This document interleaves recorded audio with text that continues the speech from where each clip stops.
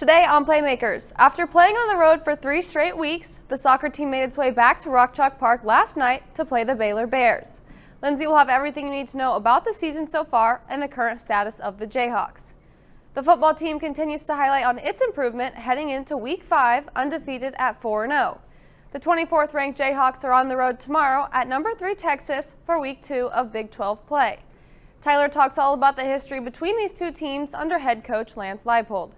And stay tuned for the end of the show to hear what Kansas students think about tomorrow's matchup with the Longhorns. I'm Lauren Ritchie, and welcome back to Playmakers.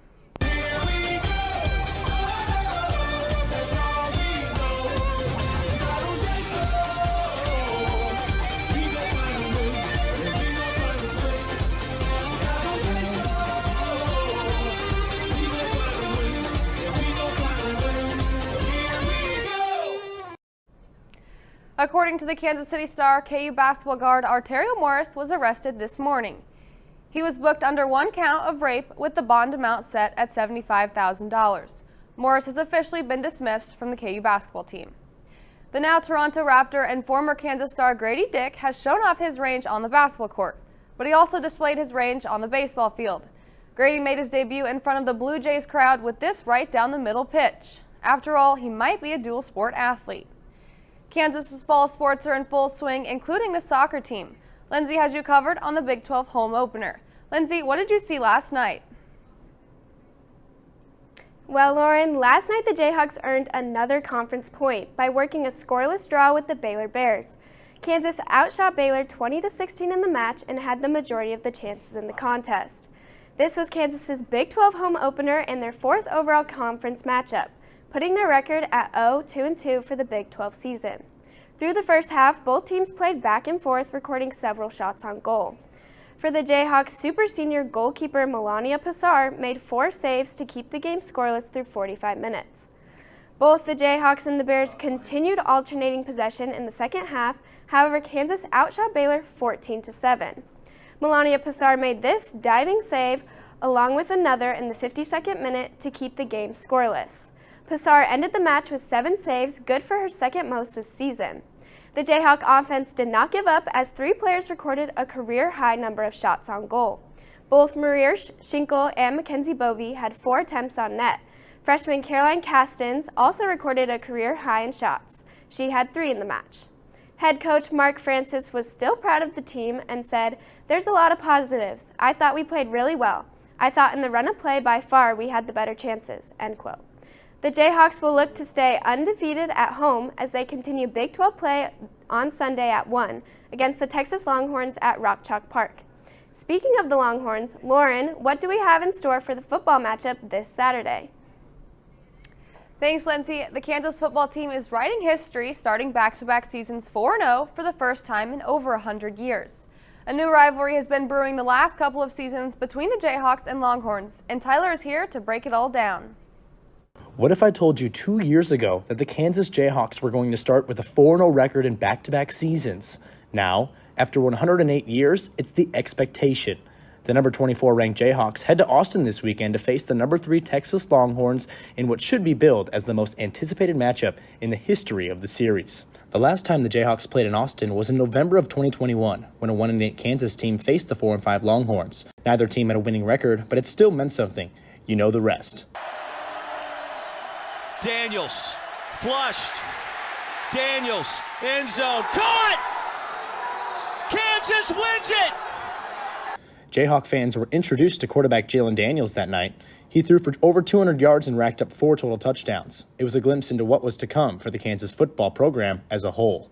Now, after leading the Jayhawks to their first bowl game since 2009, Daniels and co are faced with their toughest test yet on the same field where they shocked the college football world 2 years ago. Historically, the Longhorns have Kansas's number. UT is 17-4 all-time against the Jayhawks, with 2 of those losses coming in the last 4 years. When asked about the history of the series, Leipold noted that he wants to only talk about the game tomorrow, rather than dwell on past successes against the Longhorns. I hope it's the last time I have to answer that question this week, honestly. I do. I really want to focus on our team now and where we're going, because that's what's important. It's definitely to me a different team and a huge challenge for us, and one that we got to have our best week of preparation yet. Kickoff is set for tomorrow at 2:30 on ABC. For Playmakers, I'm Tyler DiDomenico. Thanks, Tyler. Texas is currently a 16.5-point favorite, but will the Jayhawks be able to defy the odds? Be sure to follow Playmakers KU on Instagram for live updates during the game. After the break, we'll have all news in the pro sports world, including NFL, NHL, and WNBA.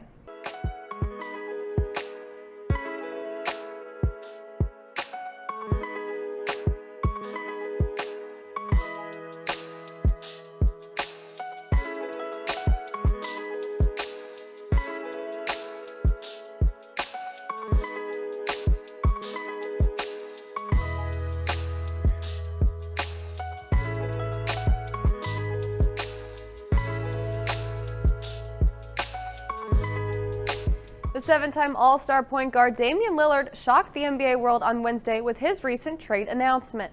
The Portland Trail Blazers are trading Lillard to the Milwaukee Bucks, where he will join former MVP Giannis Antetokounmpo. This 3-team deal will send DeAndre Ayton and Drew Holiday to the Blazers and Jusuf Nurkic to the Suns. On July 1st, Lillard requested a trade from his longtime home team, the Portland Trail Blazers. The All-NBA point guard is coming off a career year in which he averaged over 32 points per game. The duo of Giannis and Dame is sure to cause problems across the association. In more news, injuries are rising in sports played on turf. Why might that be? Carson dove into some further research to see if there is an answer. The argument over whether fields should be made of natural or artificial materials is not a new one. Following recent injuries of star players such as Nick Chubb, Trayvon Diggs, Mike Williams, and Aaron Rodgers, the debate is more prominent than ever. There are 15 stadiums in the NFL that use natural grass and 15 that use turf. The NFL Players Association has argued for a full switch to natural grass surfaces over artificial turf for years, and Rodgers advocated for the move to be league-wide last fall before a season-ending injury this year. Artificial surfaces are softer and allow for more wobble when feet hit the ground, leading to more extreme non-contact injuries, Rodgers said. The union renewed its call for the change again after Rodgers' injury and called it the easiest decision the NFL can make. NBC News reported that 10 stadiums with the highest injury counts between 2017 and 2022, 7 of them had artificial surfaces. The argument continues when the NFL states that artificial turf exists for a reason and that the dangers of both surfaces are equal.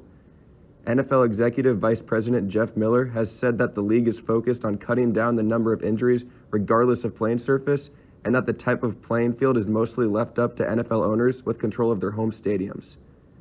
This is where the big numbers come in. Grass fields are more expensive to maintain than turf. Grass must be well kept and must be the highest quality of grass, which can struggle in colder parts of the country during the winter months. The Tennessee Titans said that they have completely switched to turf simply because of the natural grass was impossible to keep up. Prior to Trayvon Diggs' injury, his brother Stephon hopped on a podcast with teammate Von Miller to compare the treatment between soccer players and football players when it comes to surface choice. You know, our game is founded on grass. You know, it's a football stadium. They come to see football players there. Yeah, they can have like concerts and stuff there, but they change it for soccer players when they come. Yeah. Soccer players, when they come over here and play, they never play on AstroTurf or artificial grass. They always wheel in natural grass for them to play in, and then they take it off when they leave. I didn't know. The nature of American football is a full contact game, but if there's anything the NFL can do to reduce the amount of injuries per season, it may come down to a decision on turf or grass. For Playmakers, I'm Carson Shea. Injury numbers are rising on sports teams, making an impact for fantasy football managers as well. Speaking of fantasy football, Lily has a report for us. Lily, what do you have? Week 3 of the 2023 NFL season has blessed fantasy managers with a number of exceptional performances, but I'm here to talk about a few key players from this year's rookie class. I'm your fantasy football enthusiast, and let's get right into this year's first fantasy report. The Texans have seen early returns on receiver Tank Dell. Dell was taken in the 3rd round, and while he didn't start in Week 1, he was activated to the starting lineup after Noah Brown went on injury reserve. In Week 3, Dell had 3 catches for 34 yards, but since then, he's had back-to-back games with touchdown, and he led the Texans in receiving yards with 145 yards. Dell is already putting himself in an elite group of rookie receivers after logging these numbers. His 251 receiving yards ranks 12th in Week 4, heading into Week 4. Give Tank a look on your waiver wires. Now, we know the Dolphins put on a show last week against the Broncos, but Devon Achane also put on a show in the Dolphins home opener with 22 touches and an inconceivable 51.3 fantasy points, which happens to be the most by any player this season and the third most by any rookie in a single game since 2000. Achane should be a top priority this week on your waiver wires. The Dolphins' offense is rolling, averaging 8.4 yards per play. Considering Raheem Mostert's injury, it seems that Achane will be active yet again in the backfield. Apparently, Sam Laporta didn't get the memo that rookie tight ends are not relevant, scoring more fantasy points than Taylor Swift's lover Travis Kelce. He is the second highest scoring tight end through 3 weeks of fantasy football. We're just getting to see how his offensive deployment and route running are creating fantasy production. Laporta caught 8 of his 11 targets for 84 yards, including his 45-yard touchdown grab off of a schemed shot play, which has been a staple of the Lions' play-action pass game. With his legit pass game production, he continues to set rookie records as he recorded 5 targets, 4 receptions, and 56 yards for 9.6 fantasy points in yesterday's Thursday night football game against Green Bay. Continue to start him over the next few weeks as he continues to have upside value. As always, for those of you that are just as competitive as I am when it comes to fantasy football, good luck this week, and now back to you, Lauren. Thank you, Lily, for all the insights. Now, from fantasy to reality, hockey's Connor Bedard has been lighting up the rink since he was 14 years old. Could he be the next great? Connor Bedard, the most hyped NHL prospect since Connor McDavid, writes ESPN reporter Emily Kaplan. Bedard has been on every NHL scout's radar since he was 14, when he became just the 7th player ever to be allowed to play at the highest level of Canadian junior hockey at such a young age. This wouldn't be the only instance where Bedard was granted eligibility to play up, because at the age of 15, he became the first WHL player ever to be granted exceptional status, meaning he could play in the major junior ranks before turning 16. In that first full season, 16-year-old Bedard became the youngest player in league history to score 50 goals. The next season, he would go on to score 71 goals and totaled 143 points in just 57 games. Bedard also led Canada to a gold medal at the 2023 World Juniors Tournament while scoring 23 points in just 7 games. Bedard broke 5 records at that tournament, topping Wayne Gretzky, Jaromir Jagr, and Eric Lindros in several categories.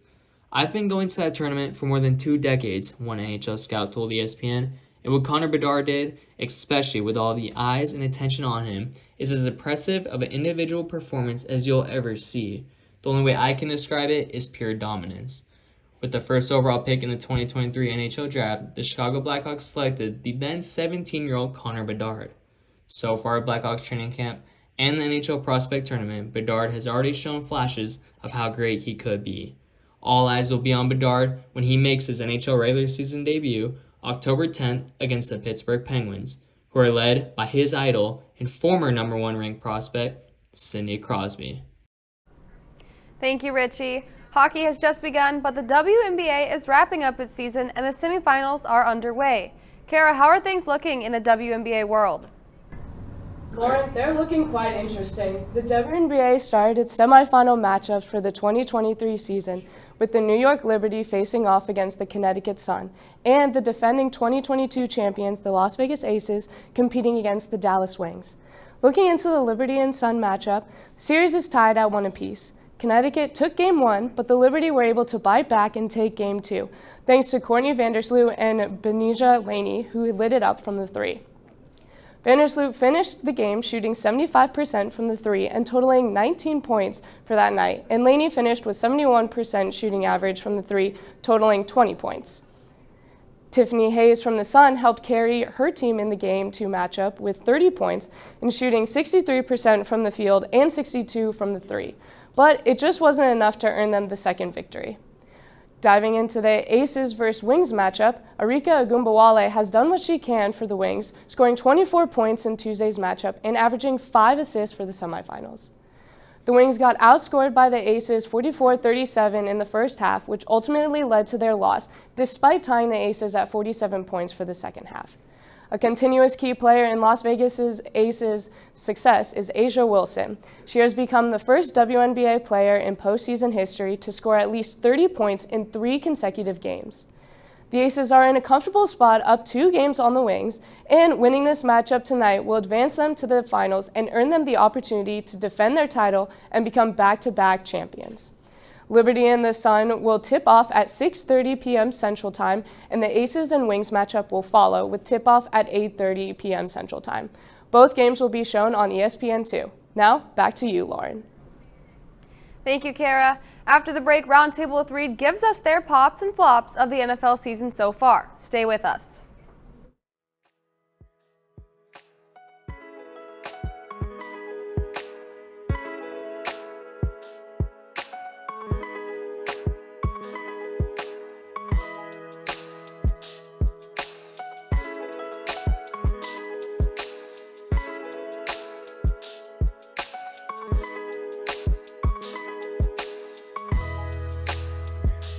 Welcome back to Roundtable with Reed, and despite what every other sports talk show is talking about, Taylor Swift and Travis Kelce, we're going away from that. Staying on the NFL, though, we're talking about some NFL players that have popped off and some NFL players that might have flopped a little bit. I've got Brody Sullivan and Jack Jackson. Jack, we gave you the running back assignment. Who's popped off so far? So far, who I picked to pop off is Kenneth Walker III. He's been going like crazy in these first couple weeks. Last year as a rookie, he had 1,000 yards and 9 touchdowns. So far, doing some more of the same. And the thing that Walker does really well on a team like the Seahawks that has 3 great wide receivers and a quarterback, he can kind of fall behind and not get think about, and that's where he can punish you.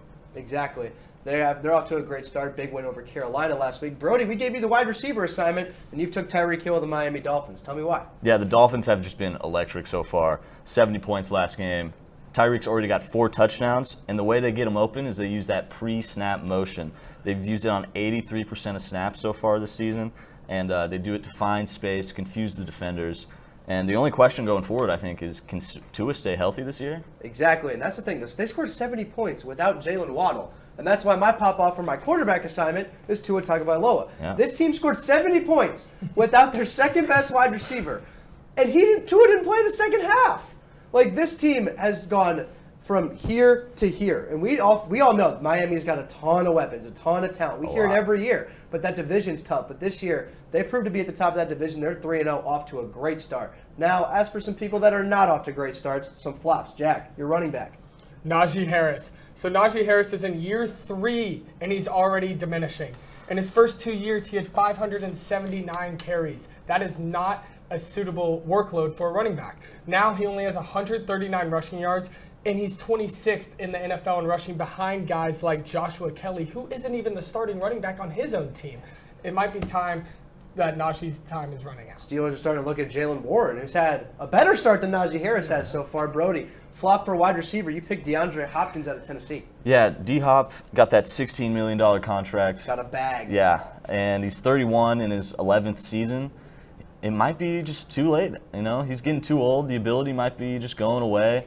He's not getting red zone targets. Only 1 touchdown. No touchdowns. Only 1 touchdown for Ryan Tannehill the whole season so far. And that's where D-Hop's made his money, especially with Houston and then Arizona. That's where he made his money, was in the red zone. Yeah. And this is another guy who we all thought would be better. We all thought he would be good. We all thought this might be the Bears' year to take a big step, and it has not been that for Justin Fields and the Chicago Bears. Watching them play against Kansas City, it looked like the most uninspired football team I've ever seen. Justin Fields was 4 for 12 for 32 yards as a quarterback at halftime. You have to be better. And this team, they go to Denver this week. Denver, one of the worst teams in the football league. One of the worst teams in the National Football League, excuse me. Chicago's at home. You figure they get a win. They're not even favored to win. Like, this Chicago team, I could go on and on all day about the Bears. This has just been a disaster of a season for them so far. They're obviously 0-3, and things don't exactly look to be trending upward for the Chicago Bears. But things tend to be trending upward for KU football. They play Texas. Let's take it to the streets to hear what the KU students have to say about the KU versus Texas matchup. Thanks, Jackson. Now I'm out here asking KU students what they feel is going to happen this weekend when the Jayhawks travel to Austin to take on the Longhorns. Do you think the Jayhawks are going to beat the Longhorns this weekend? I do. I think it will definitely be a tough game, but we've done it once, so we can do it again. Of course. Yeah. Yes. Without a doubt, yeah. Absolutely. Always. Absolutely. Absolutely. It's a lock. Absolutely. Absolutely. We're going to win the national championship, too. I mean, 2 years ago when we played there, we beat them. No. No. What do you think the final score is going to be? I think it's going to be close, but maybe 28-30 with Kansas winning. 27-24. 42-21. 48-24. I'm going to go 28-21. 36-42. 48-42 Jayhawks. 56-45 Jayhawks. 42-35 Hawks. 37-27. 27-24 Hawks. 52-51. 50-42 Kansas. 50-0 Kansas. If you had one word to describe Texas fans, what would that word be? Cocky. Booty. Rowdy. Annoying. Brutal. Not as great as KU fans. Bums. Horns. I ain't got any words, but I got Horns down. Horns down. Horns down. Yeah. horns down. Go Longhorns. It sounds like we have a lot of confident Jayhawks and a few Debbie Downers.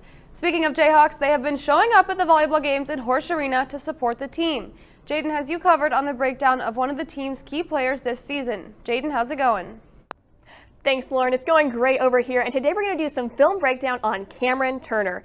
She's right in the middle of the court here, and she is KU's setter. She has a very important job, and we're going to see how she does that today. So I want you guys to pay attention to this open spot on this side of the court as we watch this play out. All right, so Cameron does an amazing back set, and the ball goes across. Again, trying to hit that open spot. We're going to see the ball come back over on that next volley, and again, Cameron dumps it right back again to that open spot. So once again, we're going to volley on that third time back over. We're going to see Cameron have amazing back set, go across the court, and get that point for KU. What I really like about this play is how it shows that Cameron really understands the court. She knows where the players are, she sees where everything's at, and she really makes it happen. And this is why a setter is really similar to a quarterback on a football team. She touches the ball every single play, and she gets the ball where it needs to go. All right, so now when we look at this next one, we're going to see how the ball comes across here. We have a dig, and we're going to look at this set here. We can see that she comes across the court here, and that momentum is kind of hard to get that back set, but she has an amazing touch on the ball, and we're going to see how she really identifies this open spot here and hits right there. And it's an amazing point for KU, all thanks to Cameron having an amazing touch on that ball. All right, this next play I think is really, really interesting. We're going to see the ball come across here. And we're going to focus on Cameron right here. So she has a lot of different options when it comes to this. We have a hitter right here, we have Alnati over here, and if you look at how the defense lines up, they're waiting for a hit. Because she understands that, she realizes and seizes the moment with an amazing tip to this open spot right here and gets KU a point. So Cameron Turner is an amazing part of this team, and she really makes it what it is, and she's done a great job this year, and I can't wait to see how it is. Thanks, Lauren. Thanks, Jaden, and thank you for tuning in to this week's edition of Playmakers. Remember to follow us on our socials at Playmakers KU, where you can find all of our content on the sports world as we see it. And remember, it's not about the game you played, but the plays you made. Rock Chalk, and see you next time.